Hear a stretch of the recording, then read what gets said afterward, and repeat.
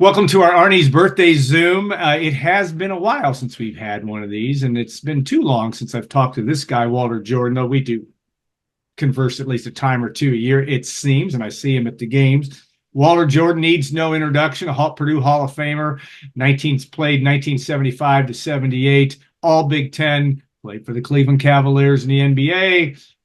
He's done a lot in his basketball career, and he is 68 years young today. And even we were talking offline, I didn't even wish you a happy birthday, Walter. Happy birthday, my friend.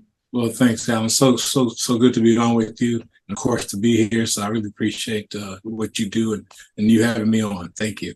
Well, one of the things, and thank you, we have always asked, because everybody's birthday's special. I don't, and there's something, and I know you came from a big family, as I recall. Yes. And I don't know what your birthdays were like, but you were probably in the middle of basketball. Well, you were in the middle of basketball season growing up at Fort Wayne Northrop, and of course, led your team to a state championship as well in 1974.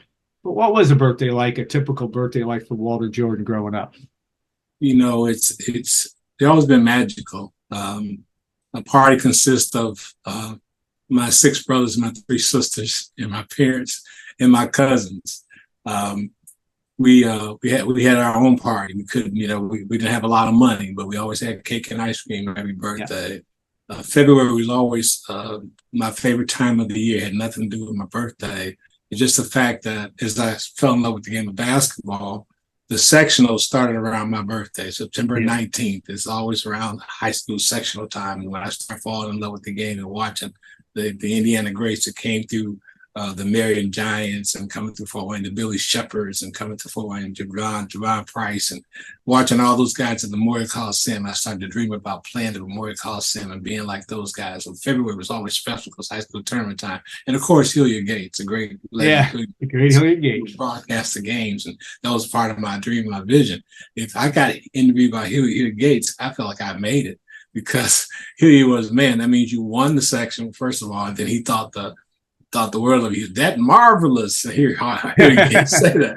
So February was always my favorite time. And also, when I got to college, it even became more special because always around my birthday, we seemed to be playing Indiana. Yeah. It would be IU somewhere in that February time frame, that week. Usually that was on national TV. Usually it meant something, that rivalry.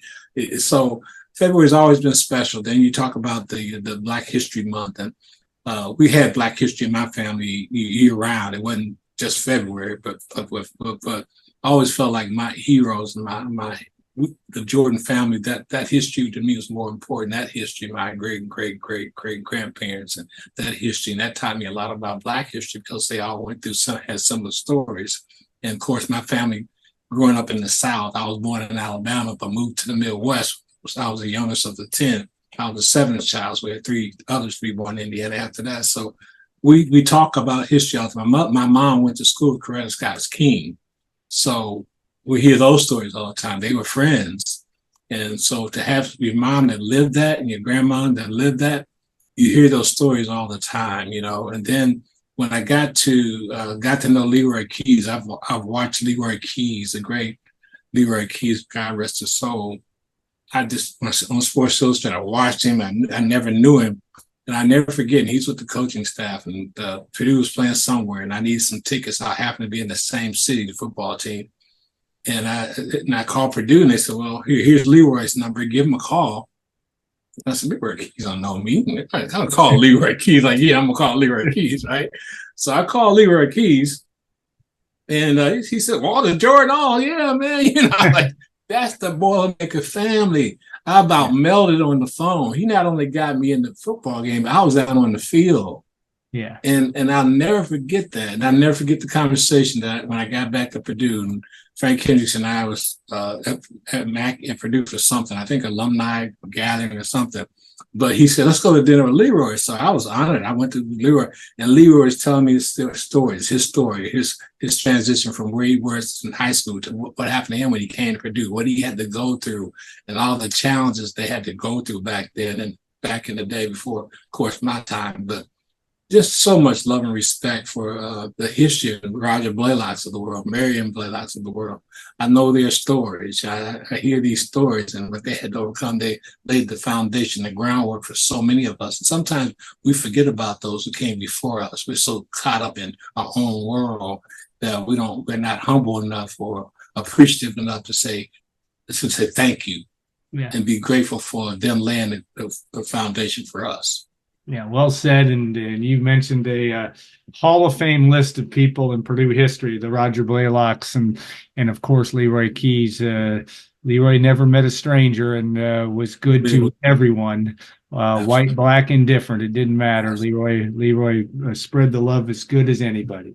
All right, now we'll talk a little hoops, and I want to get back to your book as well, because your reputation, as your nickname, at least by some, when you played at Purdue, was cheerleader, because you had a great upbeat personality. But let's talk about the challenges of Sunday and Purdue at Ohio State. As Gene Cady used to always say, and probably about every coach that's ever lived, it's not necessarily who you play, it's when you play them, and that was a tough thing for Purdue yesterday. Purdue did not have its best effort, but Ohio State did.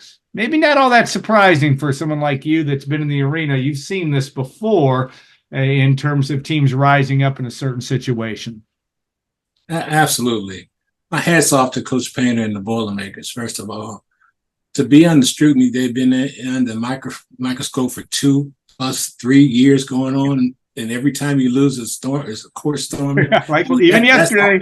Wasn't sure it was going to happen yesterday, but it happened. But yes, that's the ultimate sign of respect. And to be able to do what they did, these are young men. Some of these young men are 18, 19 years old. And to be at that pinnacle for so long, where everything you do is scrutinized. You can't walk to dorms without people saying, "Oh, that's Lawyer, that's Smith, that's unbelievable." The pressure going to win 9 in a row, first of all, in the Big Ten. That's unheard of. And going to Ohio State has always been tough. I don't care what kind of team. There's certain arenas you go to. Minnesota's one of them. Yeah. Besides IU, it's Ohio State. It's tough to play those. Wisconsin. It's tough. It's still tough to play at those places because the history and records. I mean, these places are no picnic. That's why you see a lot of these top 10 teams losing every week. It's so common now. Some of these teams, some of the best teams in the country got 3 or 4 or 5 losses already.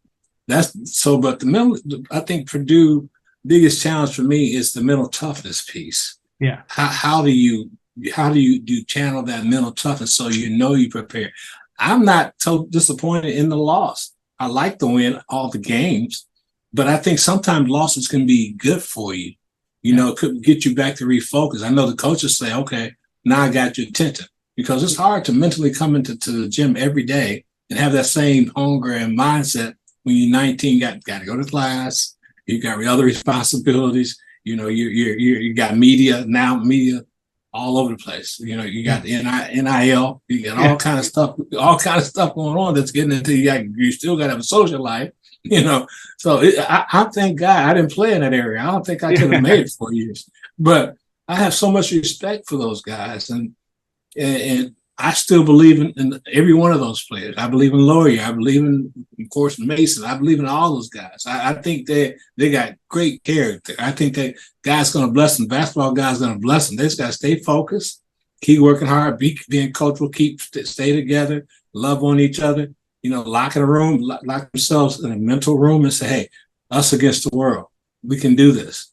Us against the world. Because there's so many Purdue haters out there. When you're winning like we've been winning, you get more haters. That's just part of it. To think about some of the greats in sports history, they're hated. Tom Brady's of the world, LeBron James in the world. They're hated because they win all the time. If Patrick Mahomes wins another championship, he's going to become, everybody's going to hate Patrick Mahomes. He's maybe already there. Yep. Absolutely. So, I mean, we got to understand this is human nature. I always tell people this. I tell my kids this: the human ear is a magnet for negatives. Yeah. You got to watch that. You got to watch what you let in your ear, because people will bring you negative stuff all the time. That's what they want. That's what the world wants to do. Your human ear. This is amazing how that works. So got to block all that stuff out. They can block that out and stay positive, stay together. I love this team. I love watching this team. Matt Painter and the coaching staff, and I love the fact that we got a lot of Boilermakers on that bench. A Yeah. lot of my Boilermaker brothers on that bench. That's family, and they know what it takes, and that's in their it's in their heart. So Matt, there's no one deserved to get to the Final Four, win a national championship more than Matt Payne, in my opinion.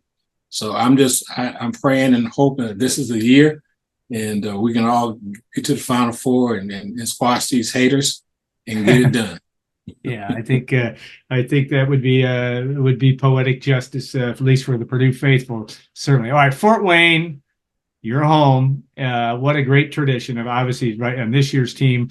Fletcher Lawyer, though I know he came there late in his high school career, and Caleb first. Ray Davis is doing Fort Wayne proud of his daily work, and in the booth, outside the booth, he's doing it all. And I think doing the best thing for kids as well.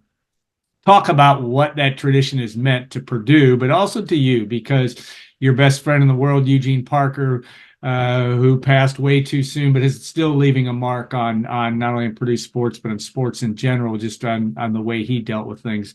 But that still is something that's extremely special. And birthdays are for reflection. Today's the day to reflect on those kind of things. Well, absolutely. If you look back at me here, some tribute to some of my deceased friends, and you see number 14 back there. Yeah. So that's Eugene's high school jersey, but yeah. the net from Concordia High School. So it's not a day go by I don't think about Eugene Parker. But I'm just so proud of the culture, the community, foreign community.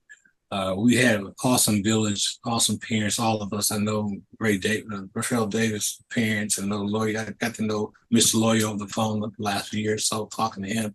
And you see, it's no secret about why they have the character they have and why they do what they do. It's all about others at the end of the day, investing in other people, making other people better. That's what leaders do. That's what people do. It's not expected to be, it's just a responsibility. It's something you feel good at doing because that's somebody did that for you. In our community, we can't thank people in Fort Wayne because even to this day they wrap their arms around Walter Jordan. Yeah. You know, the love is real. You know, today on my birthday, I teared up today thinking about the love I received even to this day. You know, yeah, decades later, you know, these people still love me and still care about me.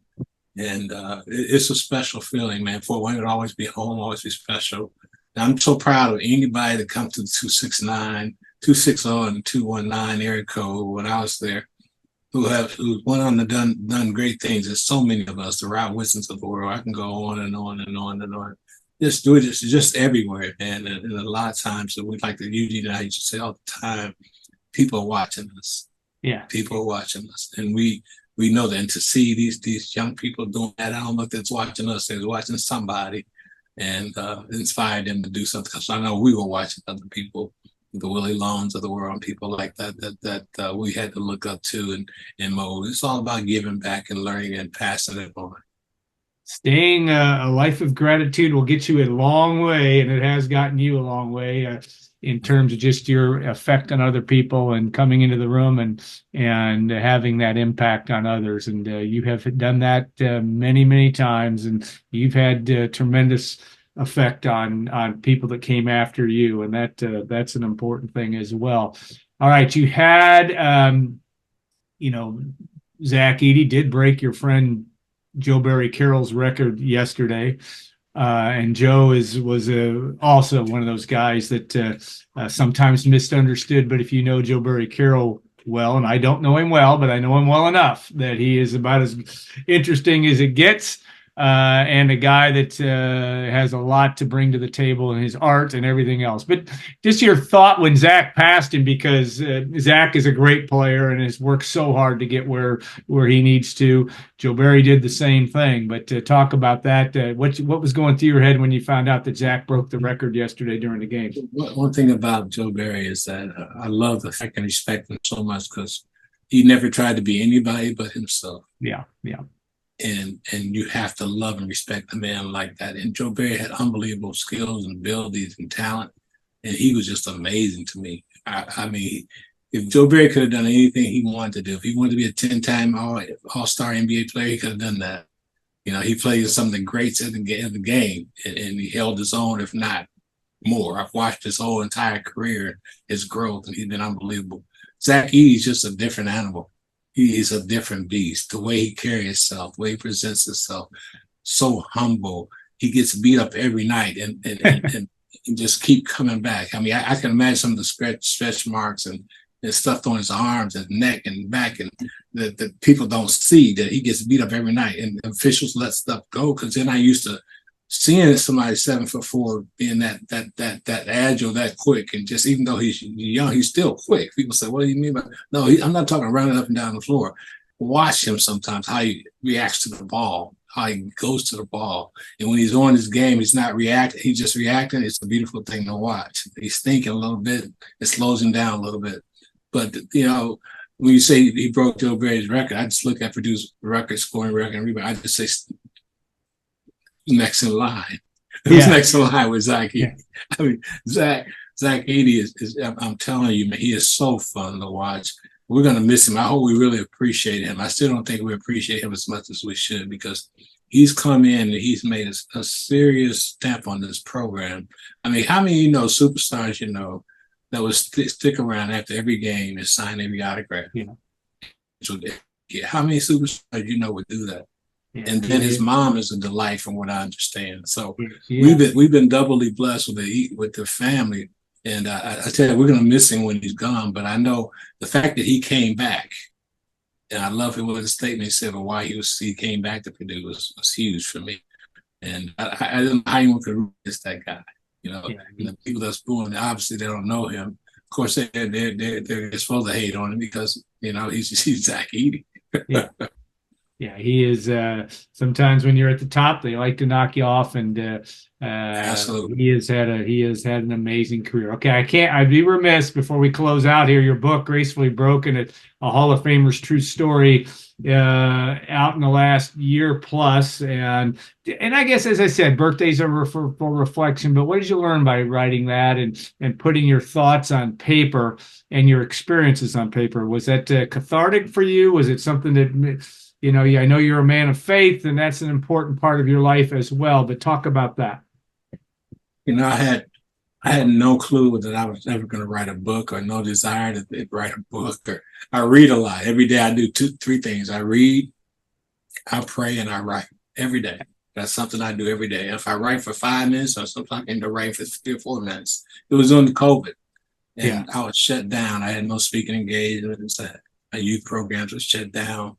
And I was just sitting there. I said, I can't just watch TV all day. So I just started writing about my life. And the next thing you know, I wrote 4 or 5 chapters. And I kept saying, I need to write a book.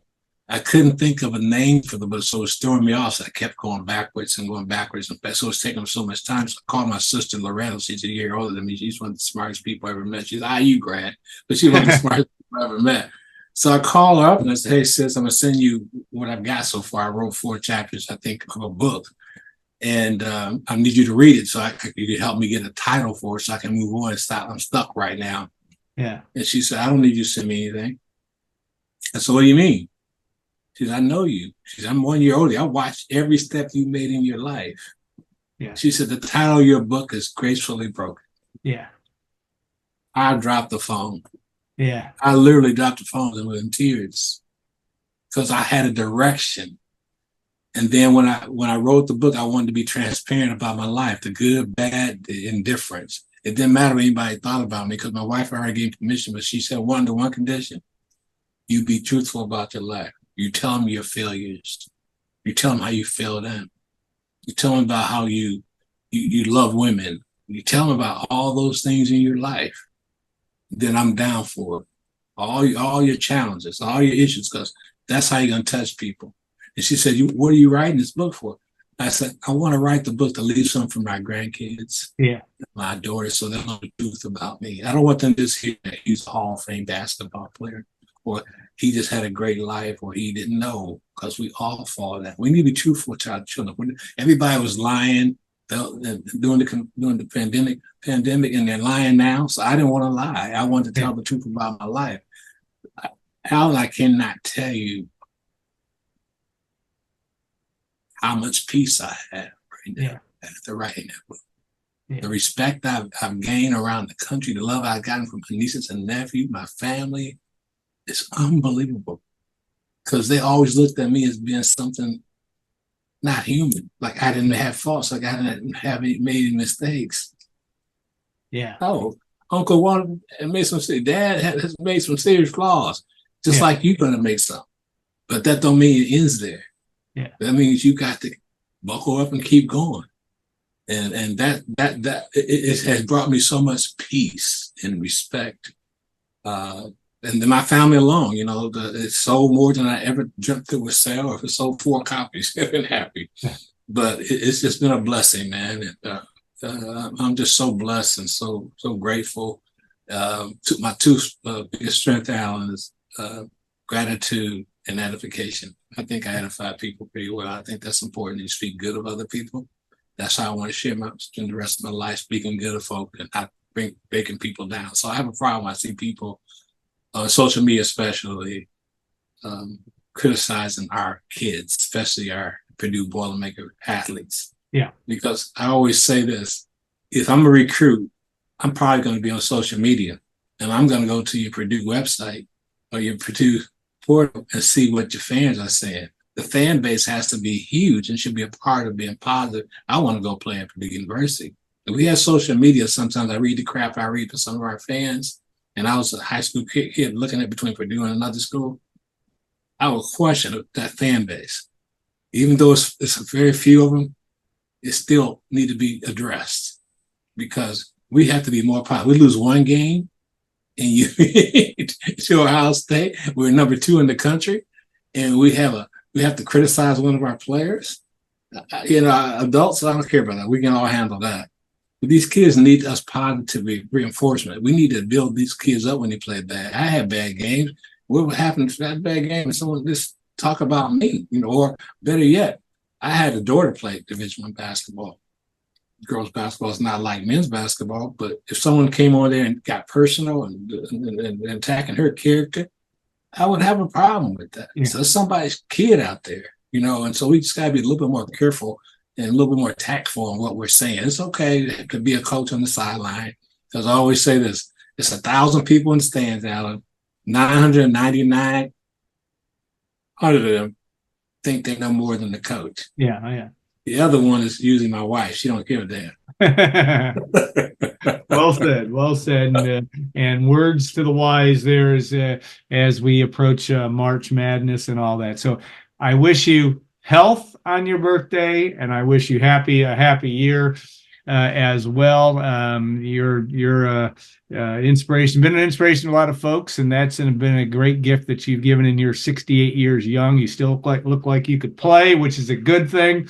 I know Frank's the one he still jacks him up at the alumni game, but we're going to look forward to having you back out there at some point. I appreciate it. At least doing something like that. You both wore number 34 with pride. Absolutely. And at Purdue, and both were great players in your own right. So have a great rest of your birthday, my friend. Thanks for taking the time to join us with sharing your day. And thanks to our good friend at Arni's, friends at Arni's and Brad Cohen and company. I bet you've been to Arni's a time or two in your life. A few times. Yeah, and they're always great to support us. So have a great rest of your day, and be well, and be well with all your challenges, my friend. Thanks, Alan. Go Boilers. Boil up.